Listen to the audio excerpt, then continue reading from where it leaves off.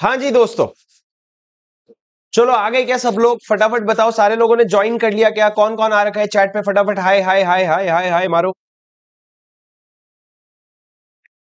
Yes guys, क्या करने वाले हैं सर? आज अपन क्यों मिले हैं? आज अपन लोग रिवीजन करने वाले हैं incorporation of a company and matters incidental thereto का। मैं आप लोगों को बता दूं बच्चों, ये रिवीजन है तो कृपया इससे रिवीजन का ही एक्सपेक्टेशन रखना। इंटेंशन ये है कि आप एग्जाम के पहले भी इसी तेजी के साथ पूरा रिवाइज कर लो, तो मैं आपको पूरा पढ़ाने वाला हूं। ठीक है। और जो लोग YouTube पे मेरे को देख रहे हैं, YouTube वाले फटाफट फटाफट नीचे वीडियो को लाइक मार दो प्लीज, बिकॉज तुम लोगों को पता है your appreciation is my motivation. तो फटाफट YouTube पे लाइक मार दो, कमेंट करके बोल देना जैसा तुमको लगा वीडियो। अभी सर शुरू करते हैं। सर हम क्यों लाइक करें? मैं क्यों तुमको पढ़ाऊं? तो तुम लोग लाइक करोगे तो क्या होता है, तुम्हारे जितने भी जान पहचान के दोस्त लोग होते हैं वो लोग को पता चल जाता है कि आप इस वीडियो को लाइक कर रहे हैं, तो शायद उनके लिए भी रेलेवेंट होगा, उन तक पहुंच जाता है। ठीक है, चलो सर शुरू करते हैं बिना किसी देरी के। Sir chapter 2 incorporation of a company and matters incidental thereto. ये चैप्टर जो है, ये चैप्टर करीबन अप टू 10 मार्क्स तक का भी आ जाता है आपके एग्जाम में। सर आपको समझना पड़ेगा कि कंपनी को जो बनाता है उसको हम क्या बोलते हैं? उसको हम बोलते हैं प्रमोटर। उसको हम क्या कहते हैं? प्रमोटर। तो एक प्रमोटर ऑफ अ कंपनी होता है। उसके अलावा सर इस कंपनी में हम मोआ एओए के बारे में बात करेंगे। 5 तरह की कंपनीज होते हैं, तुमको पता है। Limited company, unlimited company. Limited में 2 तरह का, limited by shares, limited by guarantee. Limited by guarantee में 2 तरह का, without share capital, with share capital. Unlimited company में 2 तरह का, without share capital, with share capital. तो इस तरीके से मिला करके 5 तरह के कंपनीज होते हैं। उसके बाद से मैंने क्या कहा, सेक्शन 3 से शुरू करते हैं। ये जो आपका चैप्टर है ये सेक्शन 3 पे शुरू होता है, 22 पे खत्म होता है। 3 कहता है फॉर्मेशन ऑफ अ कंपनी। आप कंपनी फॉर्म करोगे तो क्या चीजें रखोगे ध्यान? सर देखो, एफ पहले आता है कि आई पहले आते हैं? एफ पहले आते हैं। तो सेक्शन 3 फॉर्मेशन है, सेक्शन 7 जो है इनकॉर्पोरेशन है। सेक्शन 3 क्या है? फॉर्मेशन है। Formation of a company. अगर आप एक कंपनी फॉर्म करना चाहते हो तो it may be formed only for lawful purpose. सिर्फ लीगल पर्पस के लिए बनाओगे। ऐसा नहीं कि आप लोगों ने मर्डर करने के लिए कंपनी बना ली। अब वो जो लॉफुल पर्पस के लिए बनाओगे वो पब्लिक कंपनी होगी अगर, तो उसमें मिनिमम 7 मेंबर्स होंगे। प्राइवेट कंपनी होगी तो मिनिमम 2 मेंबर्स होंगे, और 1 पर्सन कंपनी होगा तो मिनिमम 1 मेंबर होगा। ये लोग मेंबर कैसे बनेंगे sir? By subscribing to the memorandum and complying with the requirement of this act. आप सब्सक्राइब करोगे मेमोरेंडम को। उसके बाद बात करते हैं दोस्तों 1 पर्सन कंपनी के बारे में। 1 पर्सन कंपनी कौन? 1 पर्सन कंपनी में क्या होगा, आपको एक नॉमिनी बनाना पड़ेगा। सर नॉमिनी कैसे बनाओगे? नॉमिनी का नाम आप अपने मेमोरेंडम ऑफ एसोसिएशन में लिखोगे, पर जिसका भी नाम नॉमिनी में डाल रहे हो ना, उसका रिटन कंसेंट आपके पास होना जरूरी है। और ये नॉमिनी का रोल क्या है कि जो सोल मेंबर है, अगर उसकी डेथ हो जाती है या फिर अगर वो इनकैपेसिटी टू कॉन्ट्रैक्ट हो जाता है, तो नॉमिनी जो है वो कंपनी का मेंबर बन जाएगा। तो सर सीखने वाला पॉइंट क्या था? एक तो नॉमिनी का नाम मेमोरेंडम में जाता है, दूसरा नॉमिनी का रिटन कंसेंट होना बहुत जरूरी है, और अगर डेथ होती है तो उस केस में वो क्या बन जाएगा? मेंबर बन जाएगा। किसकी डेथ या इनकैपेसिटी? अगर मेंबर की डेथ या इनकैपेसिटी होती है तो। अब सर ये जो रिटन कंसेंट आपको मिल रहा है ना, ये आप आरओसी के पास फाइल करोगे कंपनी के इनकॉर्पोरेशन के वक्त। आपको पता है जब सेक्शन 7 में कंपनी का इनकॉर्पोरेशन होगा तो आप ये वाले डॉक्यूमेंट्स को आरओसी के पास फाइल करोगे। अब सर क्या नॉमिनी अपना कंसेंट विड्रॉ कर सकता है? जी हां, जब उसकी मर्जी, एट एनी टाइम वो विड्रॉ कर सकता है, कोई प्रॉब्लम नहीं है। क्या आप नॉमिनी को रिप्लेस कर सकते हो? मान लो मेरा छोटा भाई है हैप्पी, उसको मैंने नॉमिनी बनाया, क्या मैं हैप्पी को हटा करके किसी और को ला सकता हूं? बिल्कुल ला सकते हो। आप एक नोटिस दोगे in the prescribed form, company को इंटीमेट करोगे, कंपनी उस चीज को जाकर के रजिस्ट्रार को इंटीमेट करेगा। पर ये जो चेंज है ना, इसको ऑल्टरेशन ऑफ मेमोरेंडम नहीं माना जाएगा। अब आपको समझ आएगा कि सेक्शन 13 जो है वो ऑल्टरेशन ऑफ मेमोरेंडम की बात करता है। वहां पे आपको पता है मेमोरेंडम ऑल्टर करने के लिए एसआर वेसआर बहुत सारी चीजें करनी पड़ती है। पर अगर आपने अपना नॉमिनेशन क्लॉज चेंज किया ना मेमोरेंडम का, जिसमें आपने एक नाम हटा के दूसरा नाम लाए, तो उसको ऑल्टरेशन नहीं माना जाएगा और आपको वो सेक्शन 13 वाला प्रोविजन नहीं लगेगा। आपको इसका सिग्निफिकेंस समझ आया सर? अब जी हाँ। उसके बाद सर अपन ने सेक्शन 3 ये पढ़ा, बहुत सिंपल है। एक पब्लिक कंपनी में मिनिमम 7 मेंबर होने चाहिए, प्राइवेट कंपनी में मिनिमम 2 मेंबर होने चाहिए। तुम लोग चैट पे प्लीज मेरे को yes sir no sir no sir बोलते जाओ। तुम लोग जितना इंटरेक्ट करोगे उतना जल्दी मैं आगे बढ़ पाऊंगा। ठीक है, चलो सर सेक्शन 3 ये क्या कहते हैं? Member to be severally liable in certain cases. जब 1 घंटे में पूरा रिवीजन होएगा ना, तभी अंदर से मजा आएगा। तो मेरे साथ पूरा ध्यान दो अपना 100%। Sir members to be severally liable in certain cases क्या कहता है? अगर मिनिमम नंबर ऑफ मेंबर्स कितने होते हैं? मिनिमम नंबर्स होते हैं 7 या फिर 2। 7 या फिर 2। अब आप एक बात समझो, अगर मिनिमम नंबर ऑफ मेंबर 7 या 2 होते हैं, उससे अगर कम हो गया तो कंपनी अगर कम होने के बाद 6 महीना तक बिजनेस कर सकती है, पर 6 महीने के अंदर उसको वापस से नंबर ऑफ मेंबर्स लाना पड़ेगा। बट अगर वो 6 महीने से ज्यादा बिजनेस बिजनेस कर रही है जबकि नंबर ऑफ मेंबर कम हो रखे हैं, तो जितने मेंबर है ना, जितने मेंबर है जो धंधा चला रहे हैं, जिनको पता है कि हमारा नंबर ऑफ मेंबर्स कम हो रखा है, वो लोग पर्सनली लायबल होंगे। They will be jointly and severally liable for the whole debts contracted during the time and can be severally sued. मतलब वो 6 महीने के बाद जितना भी उन्होंने डेट उठाया है उसके लिए सेवरली लायबल होंगे और उनके ऊपर अकेले के ऊपर भी केस किया जा सकता है। क्यों? क्योंकि उनको पता था, they were cognizant of the fact that company के पास 7 से कम मेंबर है, फिर भी कंपनी अपना धंधा चलाई जा रही है, 6 महीने तक चलाया, उसके आगे भी चलाई जा रही है। ठीक है, यहां पे सर जॉइंटली एंड सेवरली नहीं लिखा, यहां पे सिर्फ सेवरली लिख दिया है। उसके बाद सर सेक्शन 3 हो गया, 3 हो गया, उसके बाद 4, 5, 6 जो है आपको पता है हम आगे पढ़ेंगे। उसके बाद आ जाओ 7 पे। आप अगर एक कंपनी इंकॉर्पोरेट करना चाहते हो तो कंपनी इंकॉर्पोरेट कैसे करोगे? मेरी आंखों में देखा अगर जब मैं बात करता हूं, मैं तुमको रिवीजन करवा रहा हूं, मेरी बात सुनो। सर आप एक कंपनी इंकॉर्पोरेट कैसे करोगे? अगर एक कंपनी इंकॉर्पोरेट करना है तो आप जाओगे रजिस्ट्रार के पास, आरओसी के पास। कौन से आरओसी के पास जाए सर? जो जगह पे हमारा रजिस्टर्ड ऑफिस बनने का प्रपोजल डाला है वहां के रजिस्ट्रार के पास जाओगे। मान लो मुंबई में खोलना है तो मुंबई के आरओसी के पास जाऊंगा और 7 डॉक्यूमेंट लेके जाऊंगा। सबसे पहला signed MOA AOA, MOA AOA की बहुत जरूरत है। दूसरा address for correspondence still RO is established, जब तक मेरा ऑफिस नहीं बन जाता तब तक कहां कम्युनिकेट करोगे मेरे से? उसके बाद तीसरा, चौथा, पांचवा एक साथ आते हैं सर। तो आपको पर्टिकुलर्स देने पड़ेंगे, फर्स्ट सब्सक्राइबर के और फर्स्ट डायरेक्टर्स के, सब्सक्राइबर्स के और डायरेक्टर्स के। क्या पर्टिकुलर्स दोगे? नेम हो गया, एड्रेस हो गया, नेशनैलिटी हो गया, आईडी प्रूफ हो गया, ये सारी चीजें दोगे और साथ में आइडेंटिटी प्रूफ भी अटैच करोगे। पर जब आप फर्स्ट डायरेक्टर की बात करो ना तो फर्स्ट डायरेक्टर का दिन भी दे देना, दिन नंबर भी दे देना। और फर्स्ट डायरेक्टर से रिलेटेड आपको ना फर्स्ट डायरेक्टर का interest in any BC, BC मतलब बॉडी कॉर्पोरेट और एनी अदर फर्म, वो भी देना पड़ेगा। And the consent to act as a director. First director की 2 और चीजें आपको देनी पड़ेगी, एक तो उनका interest in any other body corporate, उनका और कहां कहां पे मन लगा हुआ है वो बताना पड़ेगा, और यहां पे भी मन लगाएंगे ऐसा कंसेंट लेना पड़ेगा। ये 3 चीजें आपको देनी पड़ेगी। तो पहला हो गया एओए एमओए, दूसरा हो गया एड्रेस, तीसरा, चौथा, पांचवा क्या हो गया? ये तीनों। छठा अब क्या हो जाता है? डिक्लेरेशन। आपको डिक्लेरेशन देना पड़ेगा। क्या डिक्लेरेशन? ये डिक्लेरेशन आपको देना पड़ेगा कि जो एक्ट और रूल्स है उसका पूरा पूरा कंप्लायंस हो गया है। ऐसा डिक्लेरेशन कौन देगा मालिक? 2 लोग देंगे। सबसे पहला तो आपका जो सीए, सीएस या एडवोकेट जो आपको कंपनी इंकॉर्पोरेट करने में हेल्प कर रहे हैं वो आपको एक डिक्लेरेशन देगा। और दूसरा, हर वो इंसान जिसका नाम आया है, person named in the AOA, चाहे वो डायरेक्टर हो, मैनेजर हो या सेक्रेटरी हो, वो लोग भी बोलेंगे कि एक्ट का कंप्लायंस हो गया है। और लास्ट में आपको डिक्लेरेशन देना पड़ेगा। ये डिक्लेरेशन इंपॉर्टेंट है जो सब्सक्राइबर और फर्स्ट डायरेक्टर देंगे, जिसमें वो 3 बातें लिखेंगे। सबसे पहला, मैं किसी भी ऑफेंस के लिए कन्विक्ट नहीं हुआ हूं। दूसरा, मैं फ्रॉड के लिए या मिसबिहेवियर्स के लिए गिल्टी कभी भी नहीं पकड़ा गया हूं पिछले 5 साल में। और तीसरा, जो भी इंफॉर्मेशन हमने दिया है वो हमारा ट्रू और करेक्ट है to the best of our knowledge. 3 चीजें क्या? मैं कन्विक्ट नहीं हुआ हूं किसी ऑफेंस के लिए, मैं गिल्टी नहीं हूं फ्रॉड या मिसबिहेवियर्स के लिए पिछले 5 साल में कभी भी, और तीसरा, मैंने जो भी इंफॉर्मेशन दिया है वो करेक्ट और कंप्लीट है। ये 7 डॉक्यूमेंट लेकर के जाओगे आप किसके पास? आरओसी के पास। सर पहले 5 तो याद हो गए थे। पहला 5 क्या है? MOA AOA, address, particulars of subscriber, particulars of first director और फर्स्ट डायरेक्टर का इंटरेस्ट और कंसेंट। ये 5 चीजें हो गई। फिर आपको 2 डिक्लेरेशन देना पड़ेगा। पहला डिक्लेरेशन क्या दोगे आप? कि भैया देखो हमने एक्ट से कंप्लायंस कर लिया है, देख वो आ गया आपको डिक्लेरेशन कि आपने एक्ट से कंप्लाइन कर लिया है। और एक क्या डिक्लेरेशन दोगे? कि भैया हम लोग जो है ना, हम लोग कन्विक्ट नहीं हुए, गिल्टी नहीं है, और हम लोगों ने क्या नहीं किया है, सारे डॉक्यूमेंट्स फाइल कर दिए सच सच।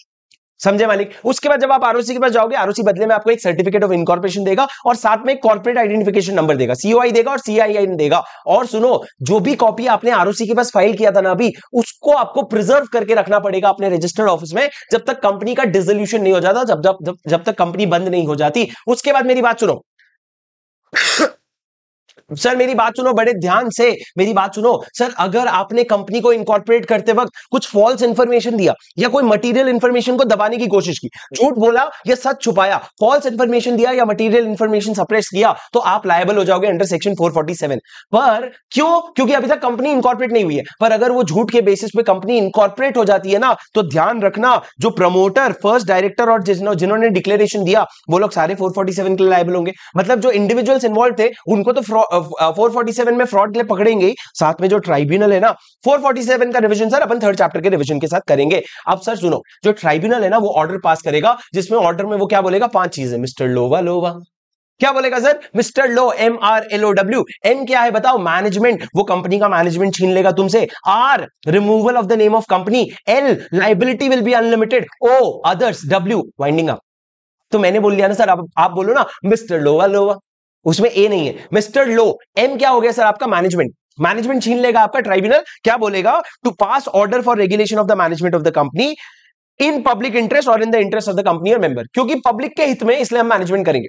दूसरा R, removal of the name of the company. तीसरा एल, लाइबिलिटी को क्या करेगा, अनलिमिटेड कर देगा। O, other orders as it may deem fit. और डब्ल्यू, डब्ल्यू कंपनी का वाइंडिंग अप भी कर सकता है, पर कोई भी ऑर्डर देने के पहले ट्राइब्यूनल क्या करेगा, ऊब देगा, अपॉर्चुनिटी ऑफ बीइंग हर्ड देगा, और उसके बाद उनकी बातें सुनने के बाद ही ऑर्डर पास करेगा।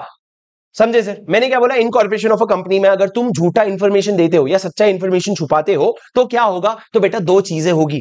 तो क्या होगा बेटा, दो चीजें होगी। अगर कंपनी इनकॉर्पोरेट नहीं हुई है तो जो भी लोग इन्वॉल्व थे उनको फ्रॉड लगेगा 447 का, पर अगर कंपनी इनकॉर्पोरेट हो गई है तो प्रमोटर, डायरेक्टर, ये लोग को तो फ्रॉड लगेगा ही, साथ में ट्राइब्यूनल जो है मिस्टर लो का ऑर्डर पास करेगी। आप समझे? लेकिन मिस्टर लो का जो ऑर्डर पास करेगी उसके लिए आपको अपॉर्चुनिटी ऑफ बीइंग हर्ड मिलेगा। और उसके बाद मैंने आपको क्या बोला, अगर कंपनी इनकॉर्पोरेट करना है ना, एक बहुत प्यारा फॉर्म आता है स्पाइस फॉर्म। स्पाइस फॉर्म का क्या मतलब है sir, simplified proforma for incorporation of a company electronically. Simplified proforma for incorporation of a company electronically. तो स्पाइस फॉर्म लेकर के आप एक कंपनी इनकॉर्पोरेट कर सकते हो एकदम आसानी से, एक फॉर्म में सारी चीजें हो जाती है। उसके बाद सर 1% कंपनी के बहुत इंपॉर्टेंट प्रोविजन है, मेरी आंखों में देखा जब मैं बात करता हूं। सर 1% कंपनी में एक नॉमिनी वाला प्रोविजन है जो हमने पढ़ लिया। तो नॉमिनी वाला इतना सा प्रोविजन जो है हमने पढ़ लिया। अब सर सवाल ये है, दो लोग होते हैं एक 1% कंपनी में, एक सोल मेंबर, एक nominee. Sole member, nominee. Sole member और नॉमिनी कौन बनता है, तीन कंडीशन मीट होना चाहिए सर। सोल मेंबर और नॉमिनी वो इंसान बनता है जो एक नेचुरल पर्सन है, और जो इंडियन सिटीजन है, और जो रेसिडेंट ऑफ इंडिया है या अदरवाइज है। क्या बोला मैंने, वो नेचुरल पर्सन जो इंडियन सिटीजन है और रेसिडेंट ऑफ इंडिया, और अदरवाइज रेसिडेंट ऑफ इंडिया होगा या नहीं होगा उससे फर्क नहीं पड़ रहा है। पहले पड़ता था, बाद में इन्होंने अमेंडमेंट करके और अदरवाइज ऐड कर दिया, तो अब फर्क नहीं पड़ता है। जो लोग मेरे वीडियो को स्पीड में चला के देखेंगे ना, आगे मत देखना बेटा, मत देखना, नहीं देखोगे गलत करोगे। इसी स्पीड पे देखो, बहुत है, मैं ऑलरेडी 2x पे चल रहा हूं। मैं अगर स्लो चलता तुम 2x कर देते, मैं ऑलरेडी 2x पे चल रहा हूं। तू मेरी बात पे अटेंशन दो। मैंने क्या बोला, 1% कंपनी कौन बना सकता है, सोल मेंबर कौन हो सकता है, वो तीन condition, natural person, Indian citizen और रेसिडेंट और अदरवाइज। सर रेसिडेंट बोले तो, रेसिडेंट मतलब वो जो पिछले फाइनेंशियल ईयर में 120 दिन या उससे ज्यादा रहा है। रेसिडेंट म्हणजे वो जो पिछले फाइनेंशियल ईयर में 120 दिन या उससे ज्यादा रहा है। उसके बाद सर मैंने क्या कहा, सर मेरे को एक बात बताओ, क्या आप दो कंपनी में सोल मेंबर बन सकते हो? क्या आप दो 1% कंपनी में सोल मेंबर बन सकते हो? नहीं। क्या आप दो 1% कंपनी में नॉमिनी बन सकते हो? नहीं। At any given point of time तुम सिर्फ एक जन के हो सकते हो सोल मेंबर। तुम क्या सोच रहे हो, at any given point of time India में तुम एक ही जन के हो सकते हो सोल मेंबर, और एक ही जन के हो सकते हो नॉमिनी। ठीक है, अब सर सोल मेंबर और नॉमिनी, अब समझो मैं एक कंपनी में सोल मेंबर था और एक दूसरे कंपनी में नॉमिनी था। एक कंपनी में सोल मेंबर था, दूसरे कंपनी में नॉमिनी था। यहां पे जहां पे मैं नॉमिनी था ना, वो नॉमिनी, वहां पे जो सोल मेंबर था वो गया, तो मैं जो नॉमिनी था वो अब सोल मेंबर बन गया। अब मैं यहां पे भी सोल मेंबर हूं, यहां पे भी सोल मेंबर हूं, तो मैं तो दो जगह मेंबर बन गया। तो उसका क्या, तो लॉ ने बोला अगर इस कारण से मैं दो जगह मेंबर बन जाता हूं तो मेरे को 180 डेज का टाइम मिलेगा। 180 डेज के अंदर मेरे को कोई जगह छोड़ करके वहां पे एक नॉमिनी अपॉइंट करना पड़ेगा, वहां पे एक सोल मेंबर अपॉइंट करना पड़ेगा। आप समझ रहे हो, मैं दो जगह पे नहीं हो सकता, अगर हो गया तो मेरे को 180 दिन के अंदर एलिजिबिलिटी क्राइटेरिया मीट करना पड़ेगा। सर माइनर का क्या, माइनर का कुछ नहीं, बोले ना वो मेंबर बन सकता, ना वो नॉमिनी बन सकता, कोई काम का नहीं है। अब सर उसके बाद कन्वर्जन की बात करते हैं। 1% कंपनी जो है ना, वो कभी भी सेक्शन 8 कंपनी में नहीं कन्वर्ट हो सकता। आपको पता है सेक्शन 8 कंपनी बनने के लिए, आपको पता है सेक्शन 8 कंपनी बनने के लिए, बहुत बोल रहे हो अंशिका, तुम बहुत बोल रहे हो। बोले माइनर नल्ला है, बोले सुनो, ओए ढक्कन बच्चों सुनो मेरी बात। मैंने क्या बोला आपको, मैंने आपको बोला माइनर जो है वो कुछ नहीं बन सकता। और सेक्शन 8 कंपनी क्या होती है, कोई नॉर्मल कंपनी भी अपने आप को सेक्शन 8 में कन्वर्ट करवा सकती है, पर 1% कंपनी को बोला हमने ना बना, तो 1% कंपनी ही रहे। उसके अलावा सर 1% कंपनी जो है ना, पब्लिक या प्राइवेट कंपनी में कन्वर्ट हो सकता है। प्रोसेस जो है वो हमारे सिलेबस में नहीं है। उसके बाद सर लास्ट और सबसे इंपॉर्टेंट पॉइंट, अगर आप एक 1% कंपनी हो तो ऐसा बिजनेस बताओ जो आप नहीं कर सकते, वो है non banking financial investment activities including investment in securities of body corporate. BC के सिक्योरिटी में पैसा नहीं डाल सकते आप, बीसी के सिक्योरिटी में पैसा नहीं डाल सकते आप। और non banking financial investment activity, NBFC मत लिखो, एनबीएफसी नहीं, NBFI, non banking financial investment activities आप नहीं कर सकते। अरे बोलो समझा क्या? हाँ सर, अब सेक्शन 8 बताओ। सेक्शन 8 क्या है sir, formation of a company with charitable object. Sir एक ऐसी कंपनी जो तीन कंडीशन मीट करती है उसको सेक्शन 8 कंपनी बोला जाएगा। कौन सी तीन कंडीशन सर? पहला, वो कंपनी के ऑब्जेक्ट्स क्या है, तो मैंने आपको याद करने का तरीका बताया था। 12th के बाद आपको रिसर्च करके डिसीजन लेना है कि आप क्या करना चाहते हो। रिसर्च करके आप क्या डिसीजन लोगे? सर आपने रिसर्च किया, आपने डिसाइड किया भाई मैं एजुकेशन में जा सकता हूं या स्पोर्ट्स में जा सकता हूं या मैं बाकी काम भी कर सकता हूं। एजुकेशन में आपने देखा आपके पास 3 ऑप्शन थे, आर्ट, साइंस और कॉमर्स, और स्पोर्ट्स में आपने बोला ठीक है स्पोर्ट्स कर लेंगे, और अदर्स में क्या आता है सर, एनवायरमेंट का प्रोटेक्शन हो गया, सोशल वेलफेयर का काम कर लिया, ये सारी चीजें आती है। तो ये आपके पास ऑप्शंस होते हैं। तो यही सारे तो ऑब्जेक्ट्स लिखे हैं सर। आप रिसर्च कर रहे हो, एजुकेशन में आर्ट, साइंस और कॉमर्स है, और स्पोर्ट्स है, और अदर्स में ये चारों है।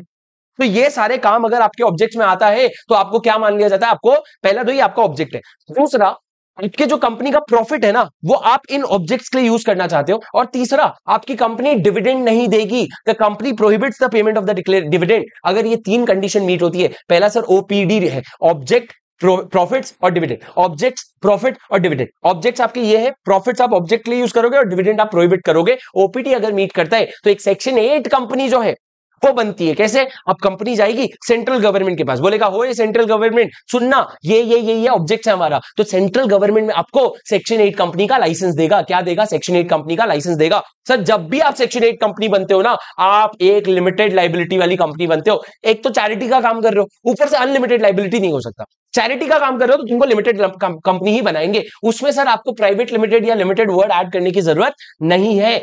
ध्यान रखना, सेक्शन 8 कंपनी को प्राइवेट लिमिटेड या पब्लिक लिमिटेड या लिमिटेड वर्ड ऐड करने की जरूरत नहीं है। आपको लिमिटेड कंपनी का प्रिविलेजेस मिलेगा। सर क्या सेक्शन 8 कंपनी में एक फर्म मेंबर बन सकता है? एक फर्म क्या सेक्शन 8 कंपनी में मेंबर बन सकता है? जी हाँ।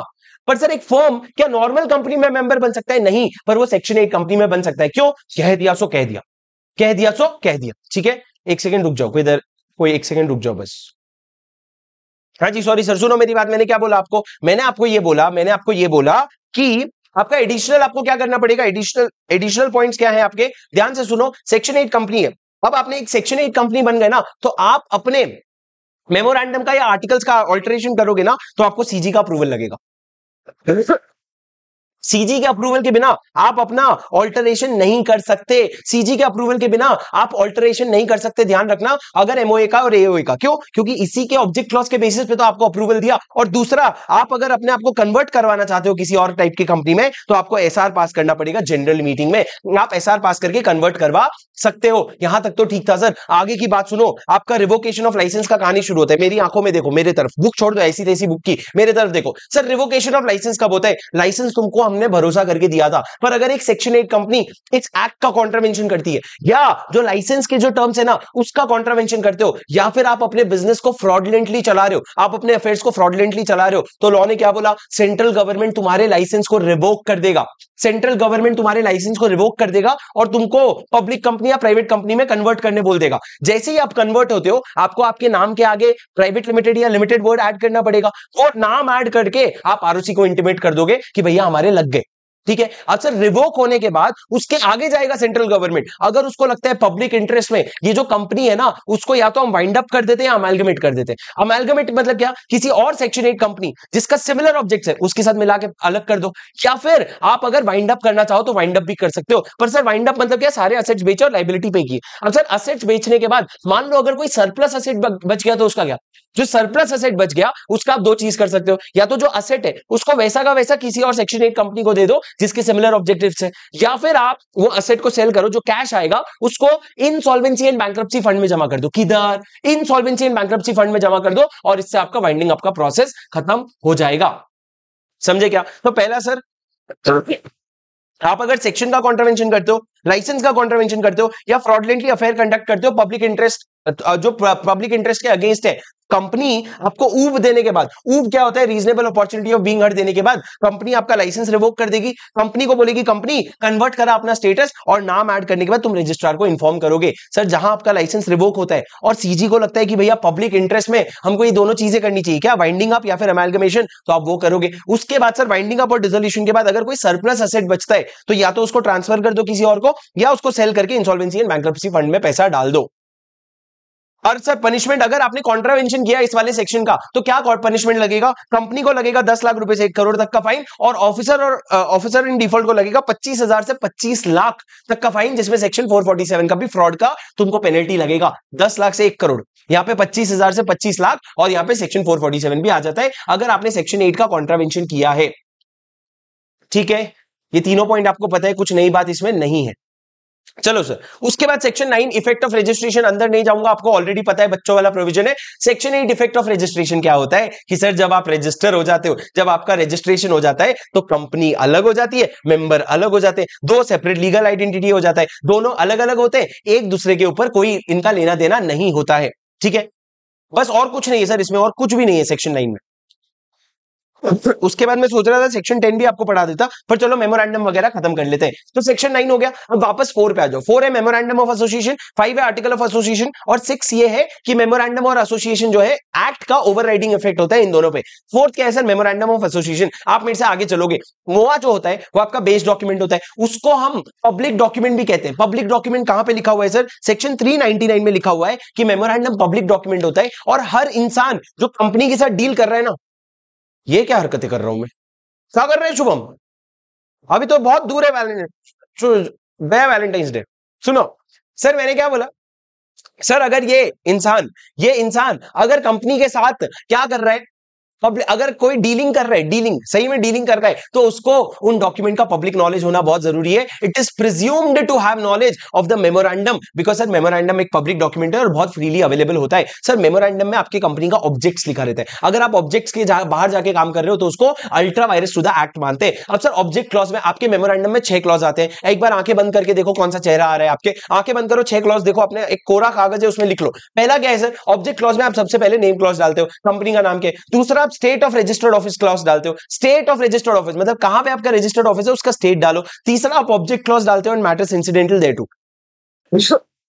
कि आपकी कंपनी का जो ऑब्जेक्ट्स है वो क्या है और उससे मैटर्स इंसिडेंटल क्या है। चौथा आप डालते हो लाइबिलिटी क्लॉज, कि जो कंपनी है उसके मेंबर्स की लाइबिलिटी लिमिटेड है कि अनलिमिटेड है, और अगर लिमिटेड लाइबिलिटी है तो लिमिटेड बाय शेयर्स है, लिमिटेड बाय गारंटी है, कितनी लिमिटेड लाइबिलिटी है वो आपको बताना पड़ता है। पांचवा आप डालते हो ऑथराइज शेयर कैपिटल क्लॉज, मतलब नंबर ऑफ शेयर्स क्या होगा और फेस वैल्यू पर शेयर क्या होगा, वो आप ऑथराइज शेयर कैपिटल क्लॉज डालते हो। और लास्ट में आप नॉमिनेशन क्लॉज डालते हो, अगर आपकी 1% कंपनी है तो आप ये बताते हो कौन कौन नॉमिनी है, और उसके पहले सर आप एक सब्सक्राइबर टू मेमोरेंडम भी डाल देते हो, कौन कौन मेमोरेंडम का सब्सक्राइबर है। आंखें खोलो, आगे बोलो सर, ये 5 क्लॉजेस या 6 क्लॉजेस आप डालते हो, पर सर सुनो, ये आपके मेमोरेंडम में आता है। उसके बाद सर मेमोरेंडम में आने के बाद इसका शॉर्टकट अपन ने बनाया था एनआर 16, वेरी गुड। अब सर उसके बाद सुनो नेम क्लॉज, उसके बाद सुनो नेम क्लॉज। नेम क्लॉज का क्या प्रोविजन है सर? ध्यान से सुनना, नेम क्लॉज में 3 चीजें कभी नहीं होनी चाहिए। पहला, आपका नाम अनडिजायरेबल नहीं होना चाहिए, सॉरी सबसे पहला आपका आईओयू आइडेंटिकल नहीं होना चाहिए, दूसरा ऑफेंस नहीं होना चाहिए किसी एक्ट के अंडर, और तीसरा अनडिजायरेबल नहीं होना चाहिए। आई ओ यू वैसा वाला वो नहीं, अरे सुनो, आईओयू आइडेंटिकल नहीं होना चाहिए किसी और एग्जिस्टिंग कंपनी के नाम से, दूसरा ऑफेंस नहीं होना चाहिए under any law for the time being in force, और अनडिजायरेबल नहीं होना चाहिए किसके ओपिनियन में? सीजी के ओपिनियन में। ये तो 3 प्रोहिबिशन हो गया। रिस्ट्रिक्शन है, अगर आप कोई ऐसा नाम यूज कर रहे हो, अगर कोई ऐसा नाम यूज कर रहे हो जिससे ऐसा इंप्रेशन आ रहा है कि तुम्हारी कंपनी का सेंट्रल गवर्नमेंट या स्टेट गवर्नमेंट से पैट्रोनेज है, या फिर कोई ऐसा नाम यूज कर रहे हो जो हमने प्रेस्क्राइब कर रखा है, तो आपको सीजी का प्रायर अप्रूवल लेना पड़ेगा। क्या बोला मैंने? अगर आप कोई ऐसा नाम यूज कर रहे हो जिससे ऐसा लगता है सेंट्रल गवर्नमेंट या स्टेट गवर्नमेंट का पैट्रोनेज है, सपोर्ट है आपको, या दूसरा कोई वर्ड जो हमने प्रेस्क्राइब किया है वो यूज कर रहे हो, तो आपको सीजी का प्रायर अप्रूवल लेना पड़ेगा। सर नाम रखने के बाद अप्रूवल लोगे नहीं चलेगा, अप्रूवल लेकर के फिर नाम रखना पड़ेगा आपको। Prior approval word is very important, यहाँ पे previous word is very important, इसका आपको क्वेश्चन दिखेगा क्वेश्चन बैंक में, राइट।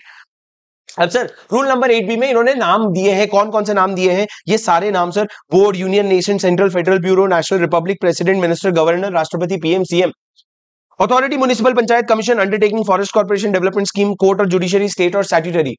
और ये सब तो याद ही नहीं होगा सर, ये 2 कॉलम तो याद ही नहीं होगा, शुरू का 3 पहले एक बार पढ़ लो, बस उतना ही। अगर ये नाम अगर आप अपने नाम में जोड़ रहे हो ना, तो आपको प्रीवियस अप्रूवल लगेगा। सर ये नाम अगर हिंदी में भी आप इंडिया की जगह भारत वर्ड यूज कर रहे हो, तो भी आपको सीजी का प्रायर अप्रूवल लेना पड़ेगा। अच्छा, आप अगर कोई गवर्नमेंट के स्कीम का नाम, जन धन योजना स्कीम का नाम है, आप जन धन कंपनी खोल रहे हो, तो वो स्कीम के नाम पे या भारत नाम या इंडिया नाम ये सब भी यूज कर रहे हो ना, प्रीवियस अप्रूवल लेना पड़ेगा। और तो हद हो गई, सुनो, अगर तुम अपने नाम में बैंक, म्यूचुअल फंड, इंश्योरेंस इस तरह के वर्ड्स यूज कर रहे हो, तो आपके कोई रेगुलेटर होंगे, reserve bank of India, SEBI, ये लोग सब रेगुलेटर होंगे, तो रेगुलेटर का जो भी कंप्लायंसेस है वो आपने कंप्लाई कर लिया है, ऐसा आपको एक डिक्लेरेशन देना पड़ेगा, that by the applicant that all the requirements by the respective regulator has been complied with.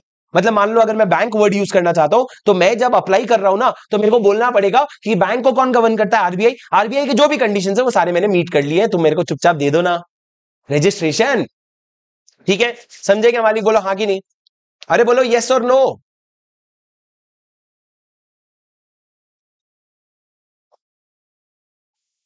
चलो सर आगे बढ़ते हैं।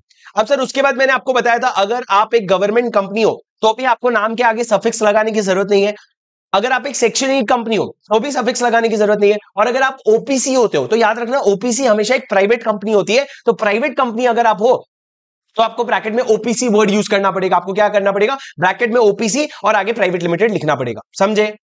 अरे बोलो हाँ ठीक है। उसके बाद सर रिजर्वेशन ऑफ नेम की बात करते हैं। आप अगर चाहो तो आप अपना नेम रिजर्व करवा सकते हो। सर देखो दो लोग नाम रिजर्व करवाते हैं, एक तो नया कंपनी और एक एग्जिस्टिंग कंपनी। अगर आपको अपना नेम रिजर्व करवाना है दो फॉर्म है आपके पास, एक तो स्पाइस प्लस फॉर्म और दूसरा reserve unique name form, RUN reserve unique name form. आप ये फॉर्म्स यूज करके आप अपना नाम रिजर्व करवा सकते हो। जब आप नाम रिजर्व करने का एप्लीकेशन डालोगे तो रजिस्ट्रार चेक करेगा भैया आइडेंटिकल तो नहीं है ना, कोई ऑफेंस तो नहीं है, अनडिजायरेबल तो नहीं है। अगर उसको सारी चीजें ठीक लगेगी वो आपका नाम रिजर्व कर देगा।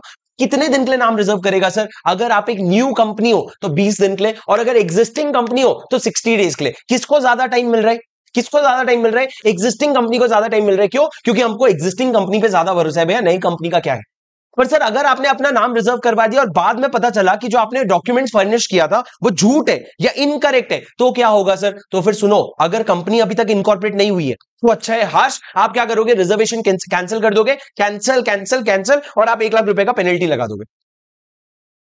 शर्त क्या है? आपकी कंपनी इनकॉर्पोरेट नहीं हुई है। पर अगर आपकी कंपनी इनकॉर्पोरेट हो चुकी है, अगर आपकी कंपनी इंकॉर्पोरेट हो चुकी है तो सुनो यहां पे आप फंस जाओगे। यहां पे रजिस्ट्रार को पावर दिया गया है कि registrar reasonable opportunity of being heard देने के बाद तुम 3 चीजें कर सकते हो। कंपनी को ऑर्डर करो कि कंपनी तुम अपना नाम चेंज करो, और ये जो नाम चेंज करने का हम ऑर्डर दे रहे हैं ना 3 महीने के अंदर कर देना OR पास करके। 3 महीने के अंदर कर देना OR पास करके, SR भी नहीं, 3 महीने के अंदर OR पास करके। दूसरा ऑप्शन है हम तुम्हारा नाम को रजिस्टर ऑफ कंपनीज में से स्ट्राइक ऑफ कर दे, और तीसरा ऑप्शन है कि तुम वाइंडिंग अप का पिटीशन फाइल कर लेना। सर देखो ये ऑर्डर कौन दे रहा है? ये ऑर्डर रजिस्ट्रार दे रहा है। रजिस्ट्रार खुद कभी भी वाइंडिंग अप का ऑर्डर नहीं दे सकता। वाइंडिंग अप का ऑर्डर कौन देता है? वाइंडिंग अप का ऑर्डर कौन देता है बच्चों? वाइंडिंग अप का ऑर्डर देता है ट्राइब्यूनल। तो रजिस्ट्रार क्या करेगा? ट्राइब्यूनल को एप्लीकेशन देगा कि भैया ये ले वाइंडिंग अप का ऑर्डर जरा सा पास कर देना। बस सर मेरे साथ सुनते रहो, खत्म हो जाएगा, क्या मजा आएगी आपको। उसके बाद सर MOA के फॉर्म्स लिखे हुए हैं यहाँ पे। सुनो MOA के फॉर्म्स क्या है आपको पता है ना कैसे लिखते हैं? Limited company, unlimited company, limited by shares guarantee, unlimited company. Shares guarantee में गारंटी में 2 पार्ट होगा, without liability with liability, sorry without share capital with share capital. Unlimited में भी 2 होगा, without share capital with share capital. फिर जब आप MOA की बात करोगे ABCDE लिख देना। जब आप AOA की बात करोगे FGHIJ लिख देना। सर आप समझ रहे हो, रिवीजन क्लास में मैं समझा नहीं पाऊंगा पर मेरे को पता है आप समझ गए। मेरे को पता है अपन ने क्लास में लिखा है वो स्ट्रक्चर के हिसाब से ABCDE और FGHIJ। ठीक है चलो सर ये वाला पॉइंट मैंने आपको बोला था, इसको काट दो, इसको कोई रेलेवेंस नहीं है। अब आ जाओ डॉक्ट्रिन ऑफ अल्ट्रा वायरस पे। Sir doctrine of ultra vires क्या कहता है? डॉक्ट्रिन ऑफ अल्ट्रा वायरस ये होता है, ये कंपनी के ऑब्जेक्ट्स है। ये आपको 4 पॉइंट याद करना होगा, PVRS ठीक है। ये आपका ऑब्जेक्ट क्लॉज है। ऑब्जेक्ट क्लॉज के अगर बाहर जाके आप काम कर रहे हो तो जो काम किया वो वॉइड है, वो प्रोहिबिटेड है। प्रोहिबिटेड जा ही नहीं सकते, चले गए तो वो वॉइड है।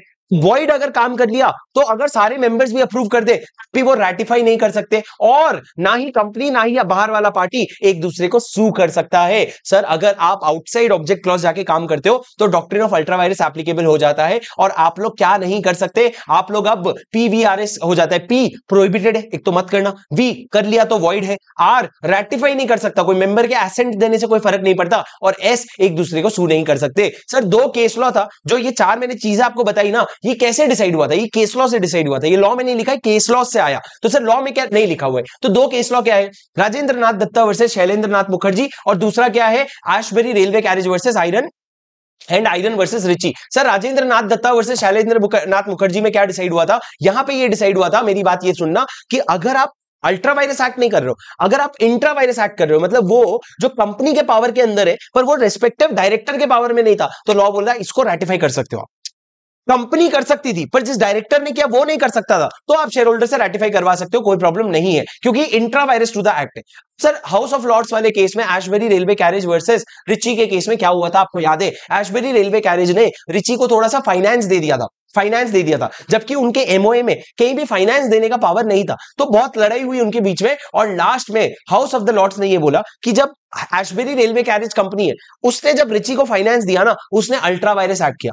अल्ट्रा वायरस एक्ट वॉइड होता है। रिची जाकर के अब एशबरी के ऊपर केस नहीं कर सकता। क्यों? क्योंकि यार रिची को मेमोरेंडम निकालना चाहिए था, क्योंकि मेमोरेंडम तो एक पब्लिक डॉक्यूमेंट है ना, और रिची को पढ़ना चाहिए था और पढ़ के देखना चाहिए था, यार तू तो मेरे को लोन दे ही नहीं सकता, तू लोन दे कैसे रहा है? ऐसा नहीं कि अच्छा दे रहा है ले लेते। तो रिची लोन ले नहीं सकता था, कॉन्ट्रैक्ट वॉइड है, आप एक दूसरे के ऊपर केस नहीं कर सकते। और तो और सुनो, अगर सारे के सारे शेयर होल्डर एक कमरे में आकर बोल देना कि ये ट्रांजैक्शन वैलिड है, तब भी वो वॉइड रहेगा। अगर सारे शेयर होल्डर आकर के बोल दे कि ये ट्रांजैक्शन इनवैलिड है, तब भी ये ट्रांजैक्शन वैलिड है, तब भी ये ट्रांजैक्शन वॉइड रहेगा। क्यों? क्योंकि अल्ट्रा वायरस एक्ट है, मतलब तुमने अपने लिमिट के बाहर जाकर के काम किया है। पर सर आज के जमाने में ये प्रोविजन का कोई रेलेवेंस नहीं है, क्योंकि आजकल चुटकी में एसआर पास करके मेमोरेंडम चेंज हो जाते हैं। आपको पता है ना, एसआर पास किया, मेमोरेंडम का ऑब्जेक्ट क्लॉज बदल डालो। समझे? अरे बोलो समझे क्या? हाँ सर, लॉ भी लाइक हद में रहो, करेक्ट। चलो सर आगे बढ़ते हैं। उसके बाद सर अपन ने सेक्शन 5 पढ़ना है, आर्टिकल ऑफ एसोसिएशन। बहुत इजी है। आर्टिकल ऑफ एसोसिएशन क्या बताता है सर? कंपनी का इंटरनल रूल्स एंड रेगुलेशंस बताता है। वो बाहर की चीजें नहीं, अंदर की चीजें बताता है, कंपनी कैसे ऑपरेट करेगी। अब मेरी बात ध्यान से सुनो, ये क्या आ गया?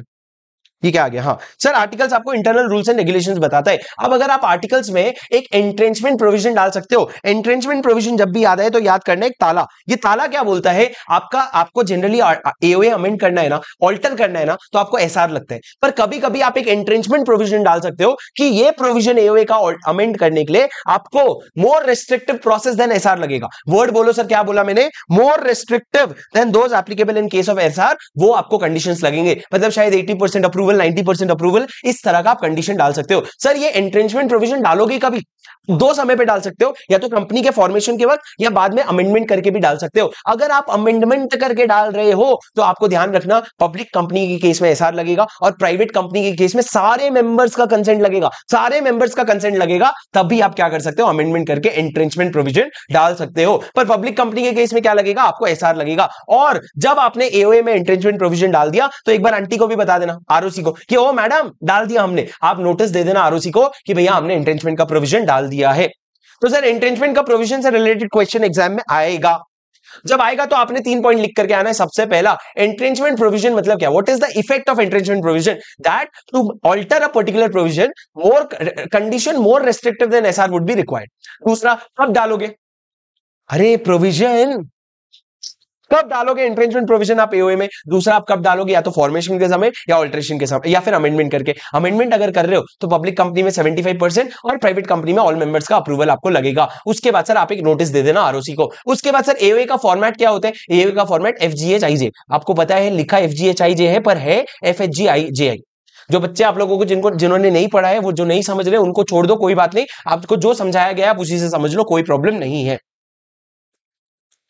चलो सर आगे। Sir doctrine of indoor management बहुत आसान है। डॉक्ट्रिन ऑफ, जो मैंने पब्लिक डॉक्यूमेंट वाला पॉइंट बताया था कि आपका मेमोरेंडम एक पब्लिक डॉक्यूमेंट होता है, उसका क्या कॉन्टेक्स्ट था? मेमोरेंडम उसमें लगता था डॉक्ट्रिन ऑफ कंस्ट्रक्टिव नोटिस, मतलब एक कंपनी, अगर हम एक कंपनी के साथ अगर कोई इंसान डील कर रहा है तो ये मान लिया जाता है इसको कंस्ट्रक्टिव नोटिस है, इसको पहले से मेमोरेंडम के बारे में पता है। पर सर उसका एक एक्सेप्शन आया, डॉक्ट्रिन ऑफ इंडोर मैनेजमेंट, जो आउटसाइडर्स को प्रोटेक्ट करने आया और बोले outsider are not supposed to be aware of the internal affairs of the company, they can only believe in what the company is saying। तो sir अगर यहां पे लिखा है कि person dealing with the company cannot be assumed to have knowledge of internal problems of the company, अंदर की बातें हमको नहीं पता भाई। Stakeholder need not inquire whether the necessary meeting was convened or held properly etc। ये जो doctrine है ना इंडोर मैनेजमेंट का, ये प्रोटेक्ट करता है आउटसाइडर्स को, एक्सटर्नल मेंबर्स को प्रोटेक्ट करता है। और वो ये बोलता है that people are entitled to presume that internal proceedings are as per document. मतलब बाहर वाले इंसान को अगर आपने बोला एसआर पास हो गया, तो वो आपकी बात पे मान लेगा एसआर पास हो गया, वो पूरा पीएचडी नहीं करेगा, मीटिंग बुलाई थी क्या, ये हुआ था क्या, वो हुआ था। अब sir doctrine of indoor management क्या है? पहले डॉक्ट्रिन ऑफ कंस्ट्रक्टिव नोटिस आया, उसके 150 साल के बाद, पागल हो गए थे, 150 साल के बाद इन्होंने डॉक्ट्रिन ऑफ इंडोर मैनेजमेंट लाया। Doctrine of indoor management outsider को प्रोटेक्ट करता है, doctrine of constructive notice insider को प्रोटेक्ट करता है। अब सर सुनो, डॉक्ट्रिन ऑफ इंडोर मैनेजमेंट लाने का रीजन क्या था? उसका रीजन दो था। सबसे पहला, कंपनी के अंदर क्या हो रहा है वो बाहर वालों को पता नहीं होता, it is not a matter of public knowledge, घर की बात घर में ही रहती है। और दूसरा, अगर आप डॉक्ट्रिन ऑफ इंडोर मैनेजमेंट नहीं लाते ना, तो कंपनी इसका मिसयूज करके क्रेडिटर्स के पैसे देने से बच जाता। अगर आप डॉक्ट्रिन ऑफ इंडोर मैनेजमेंट नहीं लाते तो doctrine of constructive notice use करके कंपनी क्रेडिटर्स के पैसे देने से बच जाता। The company could escape the creditors, escape कर जाते, छुप के निकल जाते। कैसे? आप बोलते अच्छा लोन हमने लिया था, हमने नहीं लिया था भाई, हमारे डायरेक्टर ने लिया था, हमसे तो पूछा ही नहीं गया। तो इस तरीके से आप आउटसाइडर को एस्केप कर जाते। तो हमने बोला ऐसे कैसे भाई, ऐसे कैसे भाई, ठीक है। उसके बाद सर 3 एक्सेप्शन है आपके डॉक्ट्रिन ऑफ इंडोर मैनेजमेंट को लेकर के। डॉक्ट्रिन ऑफ इंडोर मैनेजमेंट मतलब क्या, बाहर वाले को प्रोटेक्ट करेंगे, बट 3 केस में साले तुमको भी नहीं प्रोटेक्ट करेंगे। पहला, नॉलेज ऑफ इरेगुलरिटी। अगर तुमको पहले से पता था, अगर तुमको पहले से पता था कि भैया यहां पे गड़बड़ है, फिर भी तुमने काम नहीं किया ढंग से, तो फिर हम आपको प्रोटेक्ट नहीं करेंगे। In case the outsider has actual knowledge of irregularity with in the company, the benefit of DIM will not be available. दूसरा, नेग्लिजेंस। अगर आप थोड़ा सा भी एफर्ट डालते ना, अगर आप थोड़ा सा मिनिमम एफर्ट भी डालते, तो आप डिस्कवर कर लेते जो इरेगुलरिटी है, पर आपने वो एफर्ट डाला ही नहीं। क्यों? बोले डॉक्ट्रिन ऑफ इंडोर मैनेजमेंट है, लॉ बोला उस समय में हाथ छोड़ के चला जाऊंगा तेरा। उसके बाद सर फोर्जरी का केस। अगर फोर्जरी का केस आता है ना, तो लॉ जो है वो सोनपरी की तरह गायब हो जाता है। बोले एक तो बिकतु जिम्पदू था। तो सर फोर्जरी के केस में क्या होता है, अगर फोर्जरी हुआ है तो sir nothing can validate forgery, forgery is void, forgery is पूरा का पूरा वॉइड। तो लॉ ने बोला फोर्जरी के केस में doctrine of indoor management applicable नहीं होगा, because forgery is null and void. ठीक है सर, ये आपका डॉक्ट्रिन ऑफ इंडोर मैनेजमेंट था। तो डॉक्ट्रिन ऑफ कंस्ट्रक्टिव नोटिस हो गया, डॉक्ट्रिन ऑफ इंडोर मैनेजमेंट हो गया। अब आगे समझो दोस्तों, section 6 act to override memorandum. ये एक्ट टू ओवरराइड मेमोरेंडम क्या है?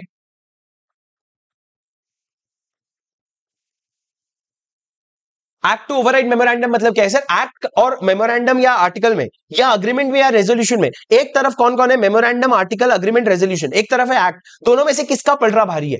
सर एक्ट का पलड़ा भारी है। अगर एक्ट और इसमें कॉन्फ्लिक्ट होएगा ना, तो एक्ट जीतेगा हमेशा। Act to override memorandum, association, articles, agreement, resolution, सारी चीजों को क्या करता है? ओवरराइड करता है। पर सर सुनो, अगर दोनों में कॉन्फ्लिक्ट आया तो ये वाला जो प्रोविजन है ना मेमोरेंडम का, आर्टिकल का, ये वॉइड मान लिया जाएगा, ये वैलिड माना जाएगा। बहुत सिंपल है सर। उसके बाद हमारा 6 के बाद 7 हो गया इनकॉर्पोरेशन, 8 हो गया सेक्शन 8 कंपनी, 9 हो गया इफेक्ट ऑफ रजिस्ट्रेशन, 10 है effect of memorandum and articles. जब एक बार आप अपना मेमोरेंडम और आर्टिकल रजिस्टर करवा लेते हो तो क्या होता है? एक बार जब आपने एमओए एओए आरओसी के पास दे दिया और कंपनी फॉर्म हो गई, तो क्या होता है? तो सर कंपनी और मेंबर एक दूसरे को बाइंडिंग हो जाते हैं। ऐसे ऐसे क्या कर रहे हो सर? अरे बाइंडिंग, बाइंडिंग हो जाते हैं मतलब कंपनी, मेंबर्स बाइंड हो जाता है कंपनी को जो पैसा प्रॉमिस किया है वो देने के लिए, और कंपनी बाइंड हो जाती है मेंबर्स को जो सर्विस बोला है वो देने के लिए। मान लो अगर मेंबर ने बोला था मैं शेयर खरीदूंगा, एक शेयर 10 रुपए का था, 10 रुपए के पीछे आपने 5 रुपए अभी दे दिया है, 5 रुपए और देने का है, तो वो जो 5 रुपए आपको देने का है ना, वो आपका स्ट्रॉन्ग लाइबिलिटी है, आपको देना ही पड़ेगा। अगर आप कंपनी को वो पैसा नहीं दोगे ना, तो कंपनी आपके ऊपर चढ़ के, जैसे डेट का रिकवरी होता है ना, वैसे जैसे मतलब वो रिकवरी होता है डेट का, उस तरीके से आपसे वो पैसा निकालेगा। पर पैसा निकालेगा क्यों? क्योंकि कंपनी और मेंबर एक दूसरे से बाइंड हो गए हैं। ठीक है। उसके बाद सर याद रखना, कंपनी और मेंबर एक दूसरे से बाइंड होते हैं, मेंबर मेंबर आपस में बाइंड नहीं होते। मतलब आप भी रिलायंस का शेयर होल्ड करते हो, मैं भी रिलायंस का शेयर होल्ड करता हूं, हाँ मैं और कंपनी, और आप और कंपनी बाइंड हो गए, पर मैं और आप बाइंड नहीं हुए। ठीक है, मैं और आप बाइंड नहीं हुए, समझे? All money payable by a member to the company shall be debt due from him to the company, समझे सर? उसके बाद आ जाओ बहुत इंपॉर्टेंट सेक्शन पे, सेक्शन 13। सेक्शन 13 क्या है sir? Alteration of memorandum. Alteration of memorandum बहुत खतरनाक सेक्शन है। मैंने यहाँ पे समरी बना के रखा है, आप ये समरी से पढ़ लो, क्लास में जो लिखा था उससे भी पढ़ लो, और जो बाद में देख रहे हो तुम लोग इसको नोट भी कर सकते हो अगर तुमको चाहिए तो। मेरी बात ध्यान से सुनना सर, आपके नोट से देख लो काम चल जाएगा, नहीं तो ये बाजू वाला समरी से भी पढ़ लेना, आपका काम चल जाएगा। पर मैंने यहाँ पे पूरा क्रिस्प मैनर में समराइज कर दिया है। सुन लो ध्यान से सर, अगर आपको मेमोरेंडम का ऑल्टरेशन करना है, मेमोरेंडम का ऑल्टरेशन करना है, सबसे ऊपर, जिनको चाहिए आंखें बंद कर लो, मैं मस्त समझा दूंगा आपको एकदम। अगर आपको मेमोरेंडम का ऑल्टरेशन करना है, सबसे ऊपर आप ये ध्यान रखो कि आपको 3 चीजें करनी पड़ेगी। सबसे पहले एसआर पास करना पड़ेगा, दूसरा ये सेक्शन का कंप्लायंस करना पड़ेगा, और तीसरा आरओसी को ऑल्टर्ड मेमोरेंडम देना पड़ेगा। क्या बोला मैंने? पहले एसआर पास करना, दूसरा सेक्शन का कंप्लायंस करना, और तीसरा आरओसी को इन्फॉर्म कर देना। अब सर सबसे पहले मेमोरेंडम में 6 क्लॉज होते हैं, name clause, state clause, object clause, liability clause, capital clause और नॉमिनेशन क्लॉज। 30 लास्ट की 3 क्लॉज छोड़ दो सर, लाइबिलिटी, कैपिटल और नॉमिनेशन। पहले वाले 3 पे फोकस करते हैं, नेम, स्टेट और आपका ऑब्जेक्ट। अगर आप अपना नेम क्लॉज चेंज करना चाहते हो, कंपनी का नाम चेंज करना चाहते हो, सबसे पहले आपको सेंट्रल गवर्नमेंट का अप्रूवल लेना पड़ेगा। सेंट्रल गवर्नमेंट मतलब मोदी जी देंगे अप्रूवल? नहीं सर, मोदी जी ने ये टास्क दे दिया आरओसी को। आरओसी का अप्रूवल लोगे कि भैया ये नाम छोड़ के मैं नया नाम ले रहा हूं। और अगर सुनो मेरी बात, अप्रूवल नहीं लेना पड़ेगा अगर आपका कंपनी पब्लिक कंपनी से प्राइवेट कंपनी में कन्वर्ट हो रहा है, या उल्टा कन्वर्ट हो रहा है, और आपको अपने नाम में सिर्फ प्राइवेट वर्ड ऐड करना है या रिमूव करना है, उसके लिए आपको अप्रूवल नहीं लेना पड़ेगा। बट अदरवाइज अगर आप अपना नेम चेंज कर रहे हो तो अप्रूवल लेना पड़ेगा। दूसरा, उसके बाद आप आरओसी को इंटीमेट कर देना कि भैया नेम चेंज का अप्रूवल तो आप ही ने दे दिया है, अब आप इसको नोट भी कर लो, और आरओसी आपको फ्रेश सर्टिफिकेट ऑफ इनकॉर्पोरेशन दे देगा। नाम चेंज इफेक्टिव तब से हो जाएगा जब से आपको सीओआई मिला है। क्या बोला मैंने? सीजी का अप्रूवल लेना, सीजी के बिहाफ में कौन देगा? आरओसी देगा। फिर आप आरओसी को इंटीमेट कर देना, और फिर आप क्या करना? फ्रेश सर्टिफिकेट ऑफ इनकॉर्पोरेशन बना करके दे देना। जिस दिन का दोगे उस दिन से नेम चेंज इफेक्टिव हो जाएगा।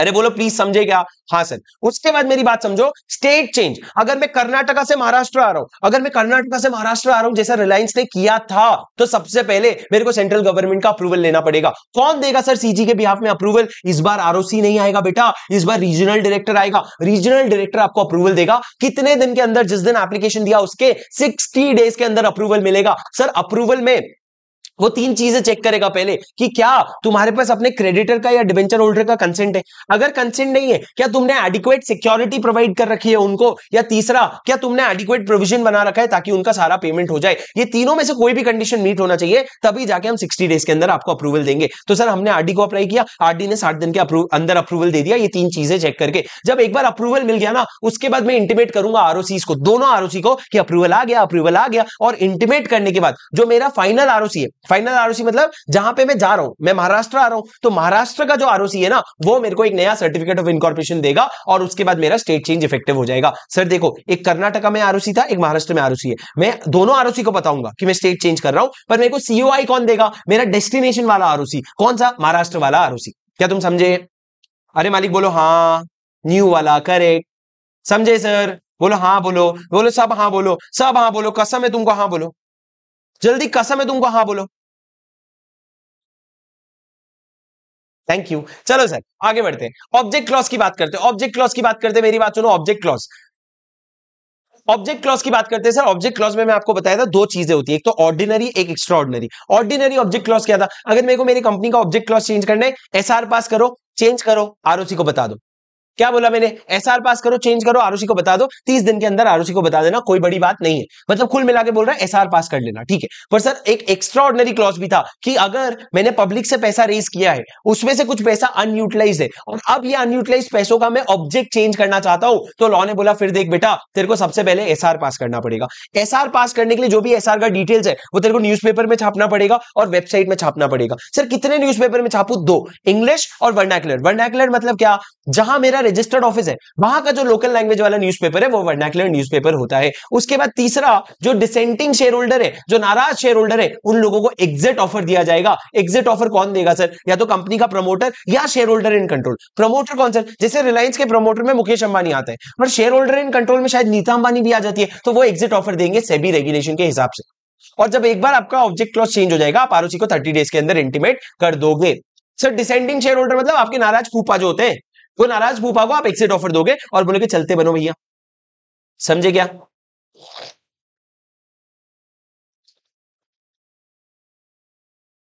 समझे मालिक? ऑब्जेक्ट क्लॉज एक बार फिर से बता दे रहा हूं, ऑर्डिनरी, एक्स्ट्रा ऑर्डिनरी। ऑर्डिनरी मतलब ये दोनों वर्ड लॉ में नहीं लिखा है, मैं बता रहा हूं। ऑर्डिनरी मतलब क्या? जनरली अगर ऑब्जेक्ट क्लॉज चेंज करना है, एसआर पास करो, आरओसी को इन्फॉर्म कर दो। पर अगर आपने पब्लिक से पैसा लिया था और पब्लिक का पैसा अनयूटिलाइज्ड है, उसमें अगर आपको ऑब्जेक्ट क्लॉज चेंज करना है, तो आपको एसआर पास करना पड़ेगा। एसआर में डिटेल्स आपको न्यूज़पेपर में और वेबसाइट में डालने पड़ेंगे, साथ में आपको जस्टिफिकेशन भी देना पड़ेगा, और डिसेंटिंग शेयर होल्डर को एग्जिट ऑफर दोगे सेबी रेगुलेशन के हिसाब से। डिसेंटिंग शेयर होल्डर को एग्जिट ऑफर दोगे सेबी रेगुलेशन के हिसाब से। कौन देगा एग्जिट अपॉर्चुनिटी? प्रमोटर देगा या शेयर होल्डर इन कंट्रोल देगा? या तो प्रमोटर देगा कंपनी का, या फिर शेयर होल्डर इन कंट्रोल आपको एग्जिट ऑफर देगा। क्या आपको मेरी बात समझ आई? अरे बोलो हाँ। ये आपका पूरा प्रोविजन है सर, और मैंने सारा कवर कर लिया। अब आ जाओ सर आर्टिकल्स के ऑल्टरेशन पे, बहुत आसान है। अगर आप अपना आर्टिकल्स ऑल्टर करना चाहते हो, तो आपको एसआर पास करना पड़ेगा। चला मला माहिती नाही ते सांगा, जो tell me something that I don't know. बोले सर आर्टिकल्स ऑल्टर करने के लिए आपको एसआर पास करना पड़ेगा। अभी अगर आपका कन्वर्जन हो रहा है कंपनी का, प्राइवेट कंपनी से पब्लिक कंपनी हो रहे हो या पब्लिक कंपनी से प्राइवेट कंपनी हो रहे हो, तो सुनो, उसको भी ऑल्टरेशन माना जाता है। पर अगर आप पब्लिक कंपनी से प्राइवेट कंपनी हो रहे हो ना, तो आपको सीजी का अप्रूवल लेना पड़ेगा। देखो छोटे से बड़े हो रहे हो, इंडिया में बढ़ो कोई प्रॉब्लम नहीं है, तो पब्लिक से अगर प्राइवेट पे आ रहे हो ना, तो तुमको सीजी का अप्रूवल लेना पड़ेगा। अब सर एक बात समझो, प्राइवेट कंपनी अपने आर्टिकल में 3 चीजें लिखता है, कि हम शेयर्स का ट्रांसफर रिस्ट्रिक्ट कर रहे हैं, नंबर ऑफ मेंबर्स को लिमिट कर रहे हैं, और हम प्रोहिबिट कर रहे हैं पब्लिक सब्सक्रिप्शन। ये तीनों में से कोई भी बात आप अपने आर्टिकल से हटाओगे ना, तो प्राइवेट कंपनी कट के अब तुम पब्लिक कंपनी हो जाओगे। प्राइवेट कंपनी छूट जाएगा, अब तुम पब्लिक कंपनी हो जाओगे, अगर तुमने कोई भी बात हटाई अपने आर्टिकल्स में से। उसके बाद मैंने क्या कहा सर, जैसे ही आपका ऑल्टरेशन होता है, 15 दिन के अंदर आप आरओसी को बता दो। कैसे बताओगे? सबसे पहले बताना, ये देख भाई, ये मेरा नया आर्टिकल है, ये पुराना, ये नया, नए में क्या क्या चेंजेस हुआ है वो बता देना, और उसके बाद जो नया वर्जन है ना, वो दे देना। आप क्या बोलना, और अगर आपको अप्रूवल ऑफ सीजी लगा है, सर अप्रूवल ऑफ सीजी कब लगता है? जब पब्लिक से प्राइवेट में कन्वर्ट हुए तो सीजी का अप्रूवल लगता है, वो भी दे देना। तो सर आप ऑल्टरेशन बताना, आप उसको अप्रूवल देना, और printed copy of the altered article जो नया वाला है वो भी दे देना। ये तीनों के तीनों आप आरओसी को भेज दोगे 15 दिन के अंदर। यूं तो चीज है आरओसी के पास 30 दिन में चले जाता है, पर एमसीक्यू बनाने में इनको तकलीफ आ रही थी तो इन्होंने बोला एक दो जगह 15 दिन लिख देते, कहीं कहीं मन करेगा 21 दिन भी लिख देंगे। चलो सर आगे, उसके बाद मैंने क्या बोला, any alteration of AOA registered under shall be valid as if it were originally under the in the articles. अच्छा जो लोग यूट्यूब पे देख रहे हैं, तुम लोगों को सवाल ये होगा सर ये नोट्स कहां पे मिलेंगे? ये नोट्स आपको नीचे डिस्क्रिप्शन पे मेरे वेबसाइट पे मिल जाएगा। ये नोट्स आपको जो भी नीचे डिस्क्रिप्शन दिया है वहां पे आपको मिल जाएगा, और ये नोट्स आप यूज कर सकते हो। ये हार्ड कॉपी आने में आपके पास 7 वर्किंग डेज लगता है। क्या बात कर रहे हो सर, वाह वाह। जो बच्चे अभी देख रहे बोले हाँ हाँ हाँ सर क्या क्या कर रहे हो आप। चलो चलो चलो चलो आगे सुनो सर। उसके बाद मैंने क्या कहा, Andrew versus gas meter company. Andrew versus gas meter company के केस में क्या डिसाइड हुआ था, आर्टिकल को अल्टर करने का पावर है शेयर होल्डर के पास। कैसे? एसआर पास करना पड़ेगा। आर्टिकल को अल्टर करने का पावर किसके पास है? शेयर होल्डर के पास। क्यों? एसआर पास करना पड़ेगा। तो अगर आपको एसआर पास नहीं करना, अगर आपको, आप ये नहीं कर सकते कि शेयर होल्डर अपना पावर किसी और को दे दिए, बिल्कुल नहीं, शेयर होल्डर तेरा पावर है, तेरे को ही यूज करना पड़ेगा, तो किसी को इस तरीके से ट्रांसफर नहीं कर सकता। सर ये क्या है आपका सेक्शन 15 है ऑल्टरेशन ऑफ 14 है ऑल्टरेशन ऑफ आर्टिकल, 13 था मेमोरेंडम का ऑल्टरेशन, 14 था ऑल्टरेशन ऑफ आर्टिकल, 15 क्या है दोस्तों? 15 क्या है? Alteration to be noted in every copy. तुमको भी पता है, मेरे को भी पता है, अगर कोई भी ऑल्टरेशन हुआ एमओए एओए की जितने भी कॉपीज है उसमें नोट कर देना। अगर कोई भी कॉपी तूने नोट किए बिना इशू कर दिया ना भाई, तो तेरे को 1 लाख रुपए पर कॉपी, 1,000 रुपए पर कॉपी का पेनल्टी लग जाएगा। बोलो अपने जुबा केसरी, अपने मुंह से बोलो कितना पेनल्टी लग जाएगा? 1,000 rupees per day, sorry 1,000 rupees per copy issued without alteration. Simple सी बात है सर। उसके बाद 15 के बाद आ जाओ 17 पे। क्यों सर? 17 भी सिमिलर बात करता है कि अगर कोई मेंबर है कंपनी का, वो अगर आके कंपनी को फीस देता है और एमओए एओए अग्रीमेंट रेजोल्यूशंस का कॉपी मांगता है, तो ये कंपनी की रिस्पॉन्सिबिलिटी है कि 7 दिन के अंदर, कितने दिन? 7 दिन के अंदर वो आपको एमओए एओए ये सारी चीजें पहुंचा दे। MOA AOA article agreement resolution अगर उसने नहीं पहुंचाया ना, तो 1,000 रुपया पर डे के हिसाब से पेनल्टी लगेगी, up to a maximum of 1 lakh rupees. 1,000 रुपए दिन का, लेकिन मैक्सिमम कितना है? 1 लाख रुपए का। कब? अगर तुमने 7 दिन के अंदर नहीं पहुंचाया उनको डॉक्यूमेंट्स। 7 दिन के अंदर अगर तुमने डॉक्यूमेंट्स नहीं पहुंचाया उसको, कौन से डॉक्यूमेंट सर? एमओए हो गया, एओए हो गया, आर्टिकल अग्रीमेंट्स हो गया, रेजोल्यूशंस हो गया। समझे? WEL की full form sir which ever is lower होता है बेटा, विच एवर इज लोअर। मेरे को पता है तुम लोग WIL लिखते हो, मैं WL की आदत है, मेरे को सुधार लूंगा, मैं अपनी आदत सुधार लूंगा, मैं सारी बुरी आदतें छोड़ दूंगा। मेरी बात सुनो दोस्तों, सेक्शन 12 क्या है? Registered office of a company. What is registered office of a company? बहुत तगड़ा प्रोविजन है, मेरे तरफ देखना, एक झटके में खत्म हो जाएगा। दोस्तों देखो, मैंने आज कंपनी इंकॉर्पोरेट कर ली, मेरे को कुछ दिन के अंदर रजिस्टर्ड ऑफिस ढूंढ लेना पड़ेगा। बताओ कितने दिन? 30 डेज के अंदर। उसी 30 डेज के अंदर मेरे को रजिस्टर्ड ऑफिस का वेरिफिकेशन जो है आरओसी को दे देना पड़ेगा। मतलब उसका रेंटल अग्रीमेंट हो गया, इलेक्ट्रिसिटी अग्रीमेंट हो गया, जो भी है मेरे को आरओसी को दे देना होगा। क्या करना होगा? आरओसी को दे देना होगा। उसके बाद सर मैंने ये बोला, जब रजिस्टर्ड ऑफिस ले लेते हो तो सजाना शुरू कर देना। कैसे? आपको 4 चीजें करनी पड़ेगी। अपने ऑफिस के, सारे ऑफिस के बाहर नाम और अपना एड्रेस लिखना पड़ेगा। 3 चीजों का ध्यान रखना, कॉन्स्पिशियस पोजीशन होना चाहिए, मतलब दिख रहा होना चाहिए, लेजिबल फॉर्मेट होना चाहिए, पढ़ने लायक होना चाहिए, और लोकल लैंग्वेज में होना चाहिए। ऑफिस के बाहर नेम और एड्रेस हो गया। दूसरा, वाह, दूसरा दूसरा क्या बोला सर? आपकी कंपनी का जो सील है उसमें आपका नाम इंग्रेव्ड होना चाहिए। कंपनी का जो सील है उसमें नाम इंग्रेव्ड होना चाहिए। तीसरा, आपका जो बिजनेस लेटर हेड है, जितने भी आपके डॉक्यूमेंट्स हैं, उसमें आपकी कंपनी का नाम, एड्रेस और सिन होना चाहिए, कॉर्पोरेट आइडेंटिफिकेशन नंबर होना चाहिए। और चौथा, जो भी आपका promissory note, bill of exchange, हुंडी है, उसमें आपका नाम होना चाहिए। Promissory note, bill of exchange, हुंडी, ये 4 चीजें मैंने आपको बोली सर। ये 4 चीजें आपको ध्यान रखना। ऑफिस के बाहर सील के ऊपर बिजनेस लेटर हेड और प्रॉमिसरी नोट। ऑफिस के बाहर नाम एड्रेस डाल देना। 3 चीजें ध्यान रखना, कॉन्स्पिशियस, लेजिटिमेट और लैंग्वेज जो है। और उसके बाद सील एनग्रेव्ड होना चाहिए, नाम। तीसरा, बिजनेस लेटर में नाम और एड्रेस और सिन होना चाहिए, और प्रॉमिसरी नोट में आपका नाम होना चाहिए। पर सर सुनो, अगर पिछले 2 साल में आपने कभी भी अपना नाम चेंज किया है तो नए नाम के साथ हर जगह फॉर्मल नाम भी डालोगे। मतलब जैसे कि फेसबुक जो है, अगर उसने पिछले 2 साल के अंदर अंदर ही नाम चेंज किया है तो वो अपना फेसबुक मेटा नाम के साथ साथ फेसबुक का नाम भी यूज करेगा। कैसे लिखते हैं सर? ब्रैकेट में formerly known as, formerly known as. उसके बाद सर रजिस्टर्ड ऑफिस की चेंज की बात करते हैं, और ये सबसे तगड़ा प्रोविजन है, तुमको अगर याद होगा तो। याद है क्या तुमको? तुमको याद है क्या भाई लोग? अरे ओ भाई लोग, अरे भाइयों, और बोलो बोलो, तुम बोलो, मैं ढूंढ रहा हूं ताकि तुमको चार्ट से ही करा दूं।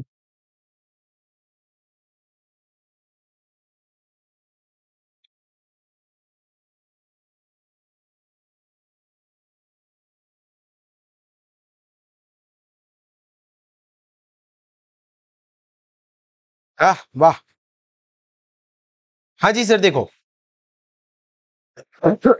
सर अगर रजिस्टर्ड ऑफिस है, अगर रजिस्टर्ड ऑफिस है, अगर रजिस्टर्ड ऑफिस है तो रजिस्टर्ड ऑफिस अगर आप शिफ्ट कर रहे हो, मान लो उससे आपका स्टेट चेंज हो रहा है, कर्नाटका से महाराष्ट्र आ रहे हो, तो हमने सेक्शन 13 में कवर किया था। सेक्शन 13 में क्या बोला था हमने कि रीजनल डायरेक्टर जो है वो 60 दिन के अंदर आपको अप्रूवल देगा, वो अप्रूवल दोनों आरओसी को दोगे, और एक आरओसी जो है वो आपको सर्टिफिकेट ऑफ इनकॉर्पोरेशन देगा 30 दिन के अंदर। तो 60 और 30। पर सर जब आप सेम स्टेट के अंदर हो, मतलब आपका स्टेट चेंज नहीं हो रहा है, पर तो आप ये पूछना कि भैया सिटी टाउन विलेज के अंदर हूं या नया सिटी भी जा रहा हूं, सिटी टाउन विलेज के अंदर अगर हूं ना तो लॉ कहता है बोर्ड रेजोल्यूशन ले लेना, शेयर होल्डर के अप्रूवल की जरूरत नहीं है, उसी जगह पे तो ना शेयर होल्डर को क्यों परेशान करना। पर अगर सिटी टाउन या विलेज के बाहर जा रहे हो ना तो शेयर होल्डर को छूना पड़ेगा। सर सिटी टाउन या विलेज के बाहर जा रहे हो ना तो सवाल ये होता है आरओसी सेम है कि बदल गया। अगर वो सही सेम है, आरओसी सेम है, तो बोर्ड रेजोल्यूशन तो लगेगा, एसआर लगेगा क्योंकि शेयर होल्डर का सिटी छोड़ के जा रहे हो आप, और तीसरा आपको आरओसी के वजह से कोई अप्रूवल नहीं लगेगा, सेंट्रल गवर्नमेंट का कोई अप्रूवल नहीं लगेगा। पर अगर आपका आरओसी भी चेंज हो जाता है ना तो सर आपको बोर्ड रेजोल्यूशन और एसआर तो लगेगा ही, साथ में सीजी का भी अप्रूवल लगेगा। कौन देगा सीजी के बिहाफ में अप्रूवल? सीजी के बिहाफ में अप्रूवल रीजनल डायरेक्टर देगा। कौन देगा? Regional director. सर यहां पे रीजनल डायरेक्टर को 30 डेज मिला है। सर जब स्टेट चेंज हो रहा है रीजनल डायरेक्टर को 60 डेज मिला था, क्यों? क्योंकि उसको दो अलग अलग स्टेट के आरओसी से बात करना था। यहां पे तो उसको उसी आरओसी से बात करना है जो उसके अंडर है। मतलब मान लो मुंबई से पुणे जा रहे हो तो महाराष्ट्र वाला रीजनल डायरेक्टर जो है उसी के अंडर मुंबई है, उसी के अंडर पुणे, तो वो 30 दिन के अंदर संभाल लेगा। और फिर कंपनी जो है ना, कंपनी जाकर के आरओसी को फाइल करेगी 60 डेज के अंदर कि अप्रूवल आ गया, अप्रूवल आ गया, और फिर आरओसी 30 डेज के अंदर उसको रजिस्टर कर लेगा। तो यहां 30 60 30 है। यहां पे कितना था सर? जब स्टेट चेंज हो रहा है तो 60 30 था बस। यहां पे कितना है? 30 60 30 है। क्या तुमको मेरी बात समझ आई?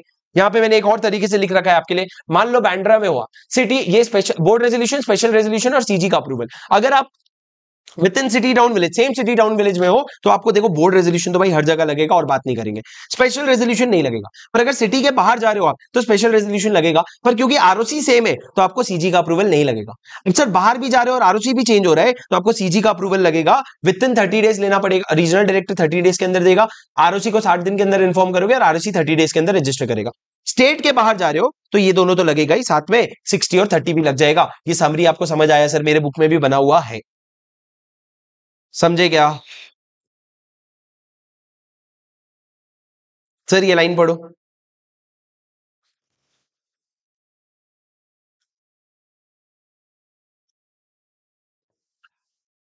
आगे बढ़े सर, चलो। उसके बाद सर सेक्शन 10 है, सुनो मेरी बात, कमेंसमेंट ऑफ बिजनेस। ये वाला सेक्शन क्या कहता है?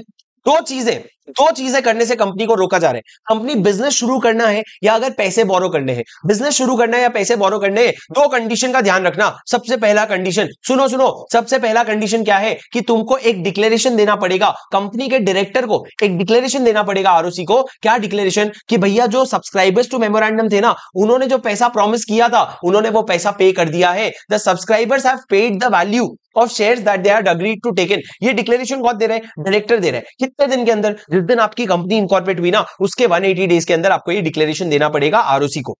दूसरा, आपको ये बताना पड़ेगा 30 डेज के अंदर आपका रजिस्टर्ड ऑफिस जो है वो वेरीफाइड हो गया। कौन सी सेक्शन के अंदर? सेक्शन 12 के अंदर आपका आरओ वेरीफाई हो गया। 180 दिन के अंदर डिक्लेरेशन दे रहे हो, 30 दिन के अंदर आरओ आपका वेरीफाई हो गया है। इनमें से कोई भी अगर चीज नहीं करोगे तो आप अपना काम शुरू नहीं कर सकते, बिजनेस शुरू नहीं कर सकते। पर अगर आपने कर दिया, इस सेक्शन का डिफॉल्ट कर दिया, तो आपको पेनल्टी लगेगा 50,000 रुपए का कंपनी को, एंड ऑफिसर इन डिफॉल्ट को हर दिन का 1,000 रुपए लगेगा, अप टू 1 लाख रुपीज। ठीक है। पर सर अगर सुनो, अगर आपने 180 दिन के अंदर डिक्लेरेशन भी नहीं दिया और आपने अगर बिजनेस भी शुरू नहीं किया और आरओसी को लग रहा है कि तुम बिजनेस नहीं कर रहे हो, तो वो क्या करेगा बेटा? वो तुम्हारा नाम हटा देगा रजिस्टर ऑफ कंपनी से। बोलेगा जब काम ही नहीं करना है तो क्यों नाम लेके रखा है?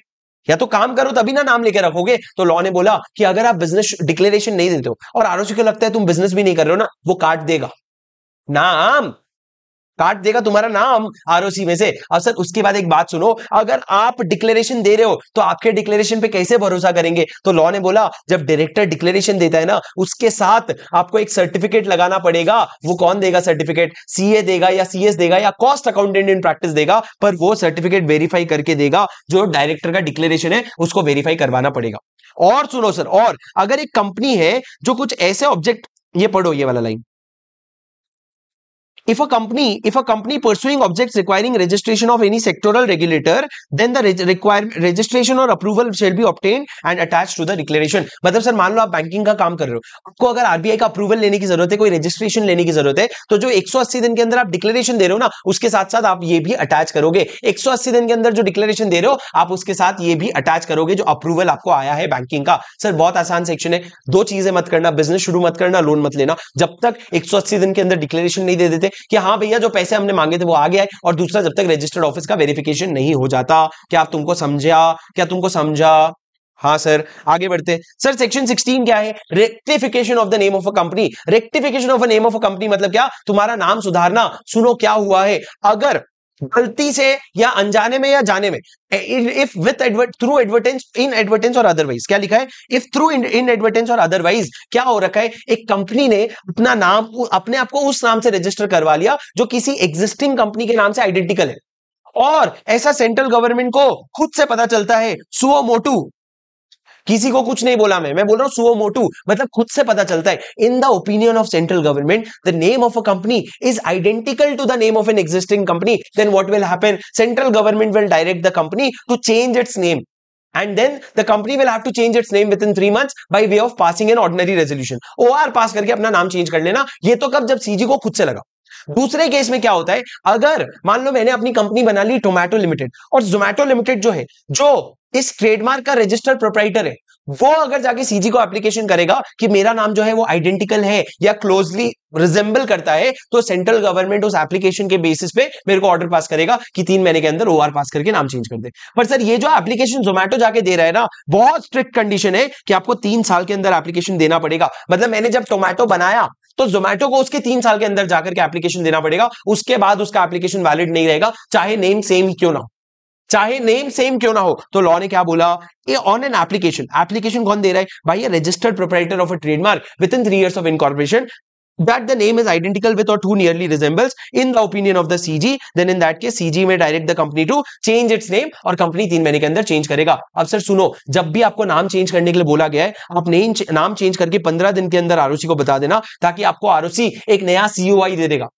वापस से आरओसी को कितने दिन के अंदर बताने गया है, बोला गया है सर? 15 दिन के अंदर बताने बोला गया है। अब लास्ट वाला प्रोविजन सुनो, ये इंपॉर्टेंट है। अगर तुमको ऑर्डर दिए थे फिर भी तुम 3 महीने के अंदर अपना नाम नहीं चेंज किया ना, तो सेंट्रल गवर्नमेंट तुम्हारा नाम चेंज करेगा। मान लो तुम्हारा कंपनी का नाम टोमेटो लिमिटेड था, काट के अभी झंड लिमिटेड लिख देगा। झंड लिमिटेड लिखने के बाद वो आपको उसी नाम पे नया सर्टिफिकेट ऑफ इनकॉर्पोरेशन दे देगा, ये लो बधाई हो तुम्हारे घर झंड हुआ है, इस तरीके से, और तुम्हारी कंपनी को इनकॉर्पोरेट कर दे, तुम्हारी कंपनी का नाम चेंज कर देगा। तो मैंने क्या बोला, CG shall allot a new name and shall enter the new name in register of company and issue a fresh COI thereafter. Sir अब एक बात बताओ, तुम्हारे को टोमेटो लिमिटेड से झंड लिमिटेड कर दिया, तुम वापस से उस झंड लिमिटेड को भंड लिमिटेड कर सकते हो क्या? तुम कर सकते हो, तुम्हारी मर्जी, कोई प्रॉब्लम नहीं है, पर वापस टोमेटो लिमिटेड नहीं कर सकते भैया, ठीक है?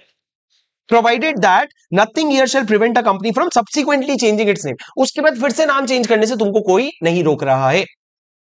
उसके बाद सर सेक्शन 18 क्या है? Conversion of a company. Conversion of a company क्या है? अगर तुम अपने कंपनी को कन्वर्ट करना चाहते हो, मान लो लिमिटेड कंपनी है, उसको अनलिमिटेड कंपनी करना चाहते हो, या वैसा वर्षा इस तरह का अगर कन्वर्जन करना चाहते हो, तो आप बिल्कुल करो, लेकिन उसके लिए आपको एमओए एओए का ऑल्टरेशन करना पड़ेगा। उसके बाद आप क्या करोगे सर? कन्वर्जन करने के बाद आरओसी को अप्लाई करोगे, और आरओसी एप्लीकेशन के बाद आपका फॉर्मल रजिस्ट्रेशन क्लोज करेगा और आपको नया सीओआई देगा।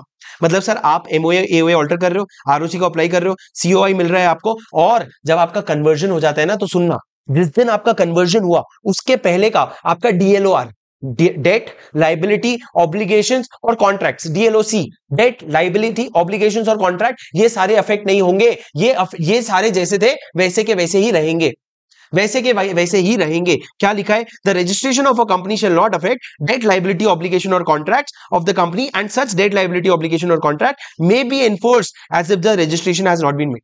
मतलब सर मान लो पहले अनलिमिटेड कंपनी थी, बाद में लिमिटेड कंपनी बन गई, तो जब अनलिमिटेड कंपनी थी तब उसके डेट लाइबिलिटी ऑब्लिगेशन और कॉन्ट्रैक्ट जो थे वो अब इंपैक्ट नहीं होंगे, पुराने वाले इंपैक्ट नहीं होंगे, पर अगले आने वाले तो जरूर इंपैक्ट हो जाएंगे, ठीक है?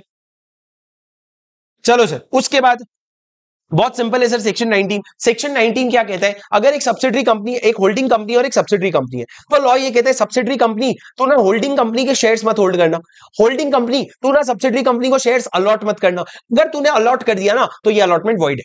क्या बोला? सब्सिडरी तो होल्डिंग के पास मत जाना, होल्डिंग तो सब्सिडरी को मत देना।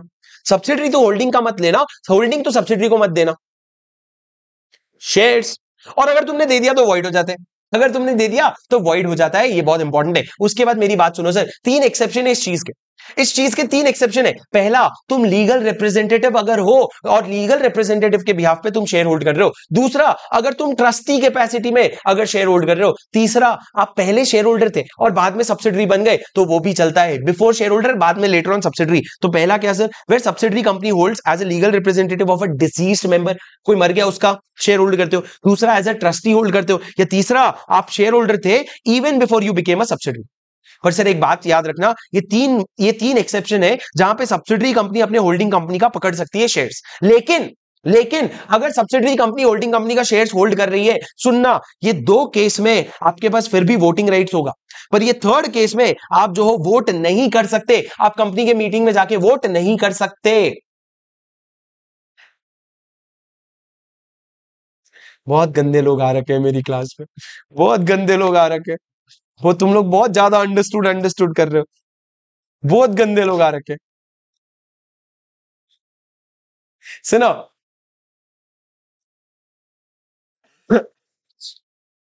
एसएस की वाइन्स बोले, हाँ ये यही सही बोला तुमने, I hate my mind, that is the truth. मैंने तुमको बोला था मैं एक जरिया हूं जो तुम्हें तुम्हारी सोच से मिलाता हूं, ठीक है।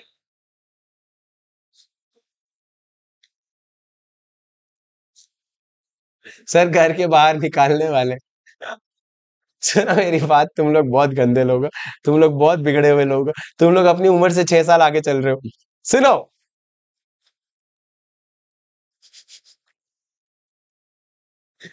सर, चलो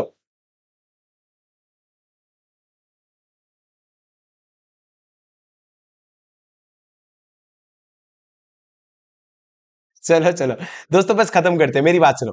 सर मैंने क्या कहा, 3 केस में आप शेयर होल्ड कर सकते हो।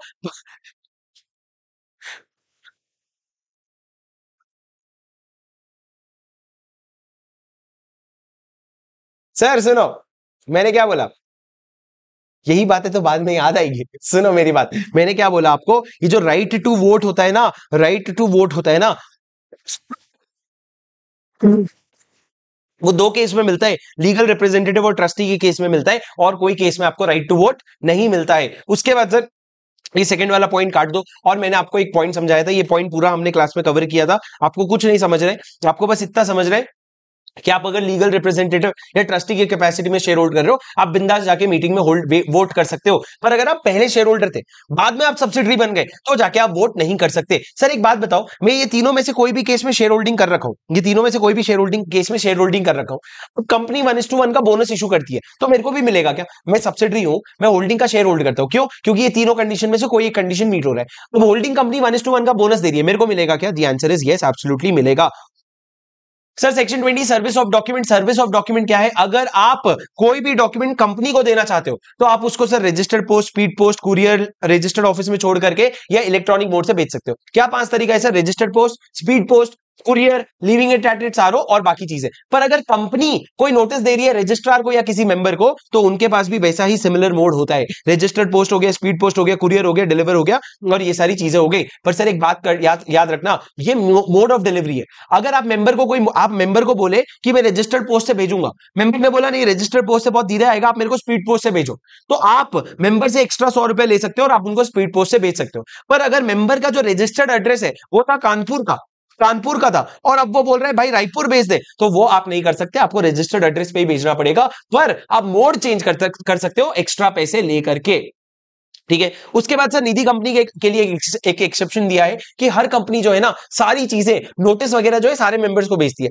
पर निधि कंपनी के लिए हमने एक एक्सेप्शन दिया है, निधि तुमको सब लोगों को देने की जरूरत नहीं है नोटिस। तुमको क्या करना पड़ेगा, तुम लोगों को उन्हीं लोगों को मेंबर्स को नोटिस देना जिनका मोर देन 1000 इन फेस वैल्यू और 1% of total paid up share capital है, विच एवर इज लेस। जिनके पास शेयर होल्डिंग, निधि कंपनी जिस उन मेंबर्स को नोटिस देगी जिनका share holding 1000 rupees in face value और 1% of the total paid up share capital which ever is less, 1000 in face value और 1% of the total paid up share capital which ever is less. सिर्फ इनको ही, इससे ज्यादा जो share holding करते हैं ना इनको देना। मतलब सर ये लिमिट हो गया, 1000 वाला शेयर जो होल्ड करते हैं ना ये लिमिट हो गया, इससे ज्यादा जो होल्ड कर रहे हैं सबको नोटिस फिजिकल फॉर्म में जाएगा, बाकी लोगों को नोटिस नहीं जाएगा। आप क्या करोगे, न्यूज़पेपर में छाप देना और तुम्हारे कंपनी का जो नोटिस बोर्ड है ना, तुम्हारे ऑफिस का जो नोटिस बोर्ड है ना वहां पे लगा देना, उससे काम हो जाएगा, तुमको अलग से भेजने की जरूरत नहीं है।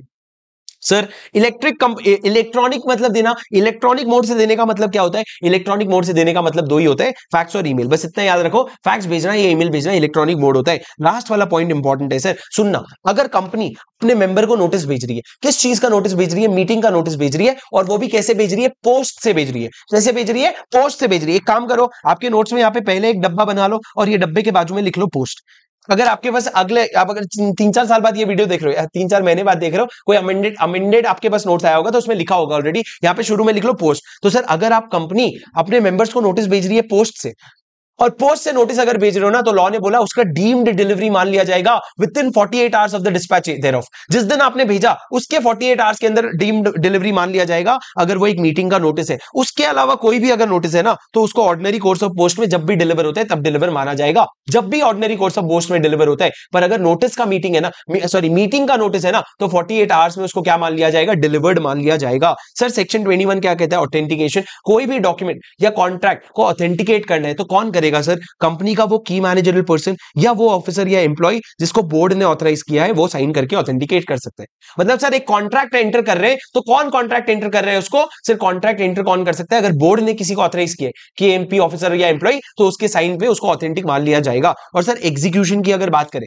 कोई बिल ऑफ एक्सचेंज, मतलब मान लो कोई प्रॉमिसरी नोट बनाना है, बिल ऑफ एक्सचेंज बनाना है, उसको एग्जीक्यूट कौन करेगा, ध्यान से सुनो। अगर कंपनी के पास सील है, कंपनी के पास कॉमन सील है, तो कोई भी मेंबर, कोई भी पर्सन जिसको ऑथराइज किया है बोर्ड ने, वो कंपनी का कॉमन सील लगा के ऑथराइज कर सकते हैं। पर अगर कंपनी के पास सील नहीं है तो सर ऑथराइजेशन 2 डायरेक्टर दे सकते हैं, या फिर एक डायरेक्टर और एक सीएस दे रखे, wherever the company has appointed CS. अगर सीएस ने अपॉइंट हो रखा है तो सीएस और एक डायरेक्टर देगा, और अगर सीएस नहीं है तो 2 डायरेक्टर करके दे देगा, अगर कंपनी में कॉमन सील नहीं है। इसी तरीके का प्रोविजन आपको अगर याद होगा तो सेक्शन 46 जो चैप्टर 4 में आता है, उसमें हम शेयर सर्टिफिकेट में भी पढ़ते हैं। शेयर सर्टिफिकेट कैसे बनता है, या तो कॉमन सील है तो कॉमन सील लगा दो, नहीं है तो कॉमन सील नहीं है तो 2 डायरेक्टर या एक डायरेक्टर और एक सीएस, अगर आपकी कंपनी में सीएस है तो, समझे। और सर जब ऑफिशियली ऑथेंटिकेट हो जाता है ये डॉक्यूमेंट, तो उससे कंपनी बाइंड हो जाती है। ऑफिशियली ऑथेंटिकेट होने पे कंपनी बाइंड हो जाती है। That's it guys, that's it.